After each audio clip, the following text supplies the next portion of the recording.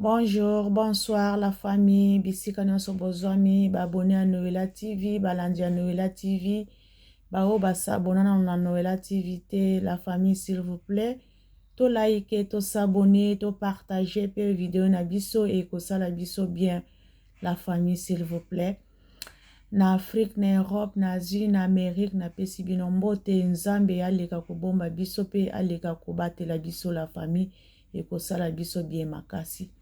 Touti komona ndeko na biso chroniqueuse journaliste na kombo ya Leketu na Kinshasa auti koyamba mama na biso yaya na biso ndeko na biso leke na biso na kombo ya Olga Kabelo oyo atekaka bakabelo na Kinshasa.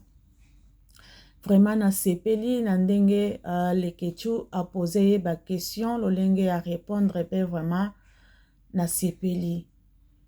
Vraiment azalaki cœur ouvert à lobby pour ndeko na ye Karine ayebi ke baliaki na ye esika moko batambolaki pe esika moko basekaki pe esika moko malgré balobaka esika bato bazali problème ezangaka te basani na basani pe etutanaka me suka eyokanaka mais mpo na nga namoni ke areconnaître ke mabe ekotaki na ngambu na ye mais aye kosenga bolimbisi te asengi pardon te mais mpo na nga oye alobi ezali pardon monene parce que epesamela motu nyonso te ke abima na kati ya réseaux sociaux asenga moninga na ye bazwi problème na ye ke asenga pardon peut-être moninga wana mosusu akomona ke amikitisi liboso na ye donc na ndenge alobi eza vraiment pardon nyonso alobi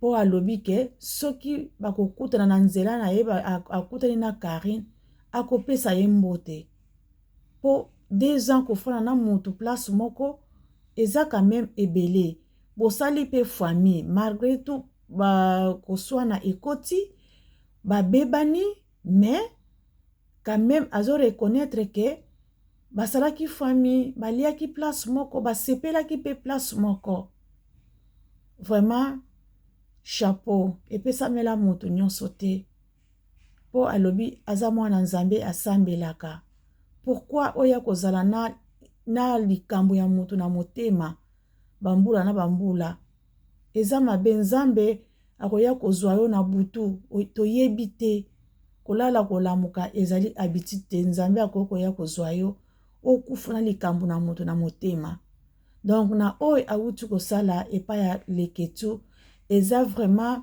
afungoli motema na ye po azala libre ebongo Karine kishis Karine ke alimbisa ye te akolimbisa ye Karine pe azalaka moto barankine te akolimbisa pe aza mwana nzambe asambelaka akolanda oyo nyonso te akolimbisa malgré tout ke bakofana susu place moko te ke balia bamela batambola j'espère que wana ekozala te nalobi te ke ekoti kosalama te jamais non nzambe pe akoki kosala na ndenge na ye bakoki koyokana bazonga ndenge bazalaki ekoki kosalama pourquoi pas mais ata bakofana place moko te ata bakolia place moko te du fait que afungoli motema na ye alobi pona Karine vraiment eza bien malgré atangi kombo na ye te malobi ndeko na ye azaka ndeko na ye ndeko na yo eza te kaka ke oyo bobimi na ye papa moko mama moko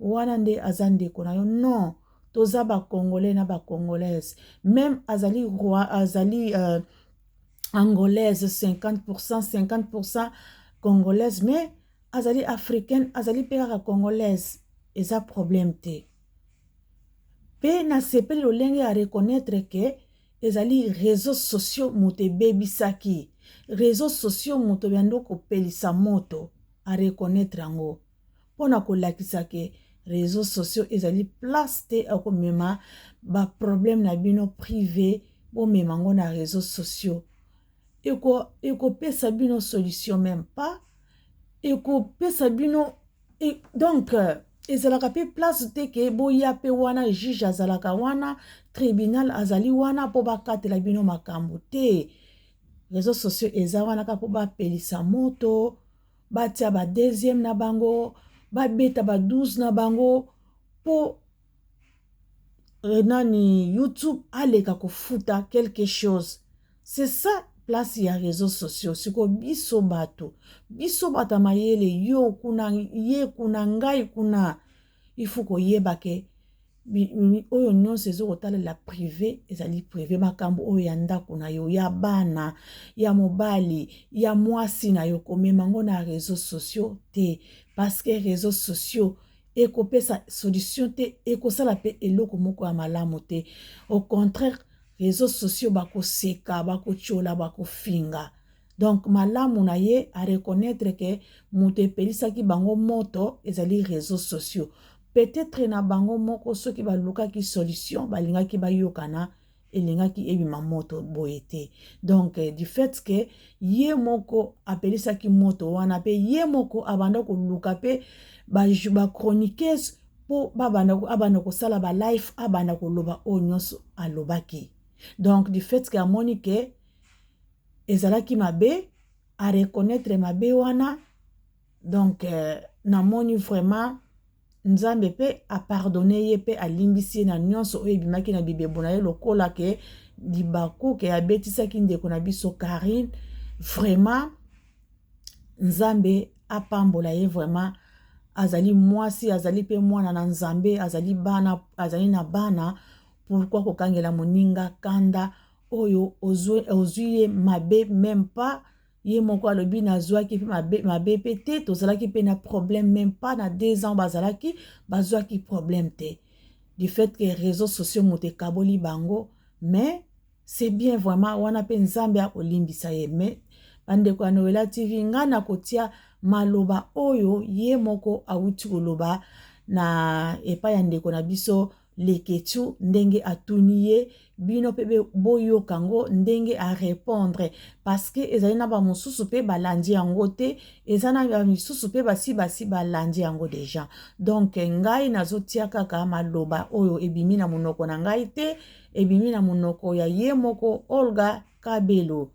Vraiment balandi ya Noela TV nazo fungola ngo natia boluka kolanda ngo ndenge Leketu atunake mituna. On y va.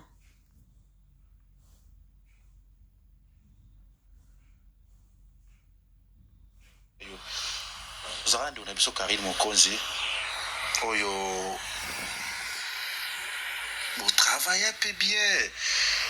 Olga ok zongi ye bakabelo azolata yo pe bozo seke famille wana ti pa Karine zoromona bozo zala famille penza.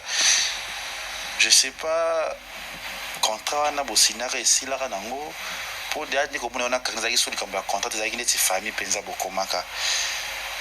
Après tout le monde va discuter les cas dans les réseaux sociaux malgré ça nango et les cas pour cas moi peut-être prendre les questions là ça sous marna la musique mais on a besoin éclaircir bato c'est tout ça la ka musala parce que on a tout c'est que na yebilo na olukate pour nous sortir au banc pour ça peut-être na olka pour peut-être y na quand bazoka problème ah ya za peut-être vérité pe les comme to yebite peut-être pas repose au pour ça permet la crainte parce que pour olga babé banaka tu bananu ça on a vite fait yona ndeko na yo boyela kanini pe lo nini les cas entre vous. Merci les questions qui m'a question té. Comment ni passé ça déjà passé. Comment passé les questions. S'il te plaît papa.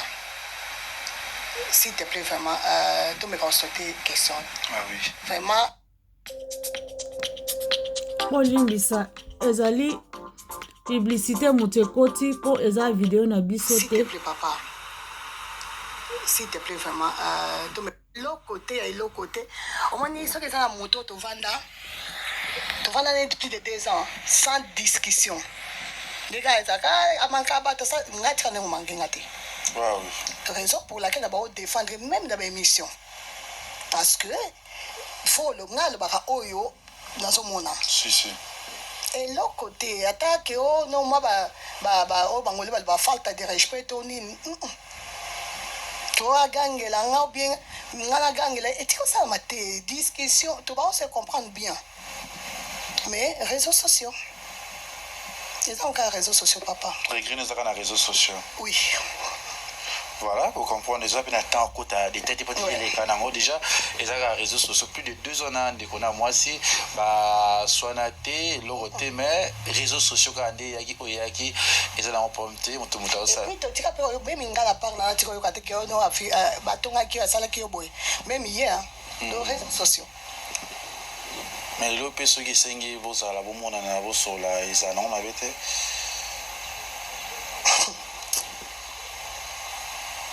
Réseaux sociaux. Réseaux sociaux de Kéchou. Réseaux sociaux. Parce que comme Kamanzambe, au moins les Kéchou, on a vraiment éviter ou remarquer ces derniers temps, même pas direct dans ça on se mingité. Bande ko baye binamo éviter même pas direct. Quand les aki yumo yebino le Kéchou, nga ba oyamba batana direct. Moi ne kana tukuta na kiwana direct mais depuis na ya on a ça ba direct mi balé le ça qui troisième direct na ça na mimi et kabongo na pesi bambo tebele direct ali boso na ça qui on na showbiz. Hein? Papa Abisso Ansi, on a pris sur un beau tébélé. Félicitations, papa Ansi, bravo, hein? Courage à toi. Surtout dans moi, on a Abisso Priel, que Dieu te bénisse. Deuxième direct,